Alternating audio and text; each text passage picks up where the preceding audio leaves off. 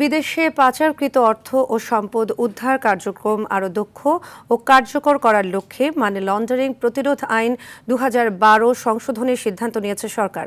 গত ১৭ ডিসেম্বর অর্থ উপদেষ্টা ডক্টর সালেউদ্দিন আহমেদের সভাপতিত্বে জাতীয় সমন্বয় কমিটির ৩০তম সভায় এ সিদ্ধান্ত হয়। এ সময় বিদেশে পাচারকৃত অর্থ ও সম্পদ উদ্ধারের জন্য অগ্রাধিকারভুক্ত ১১টি মামলার অগ্রগতি পর্যালোচনা করা হয়। সভায় জানানো হয়, মানি লন্ডারিং ও সন্ত্রাসে অর্থায়ন প্রতিরোধে আন্তর্জাতিক মানদণ্ডে দেশের অবস্থান মূল্যায়নে Asia Pacific group on money laundering APG আগামী ২০২৭-২৮ মেয়াদে চতুর্থ দফার মিউচুয়াল ইভ্যালুয়েশন পরিচালনা করবে।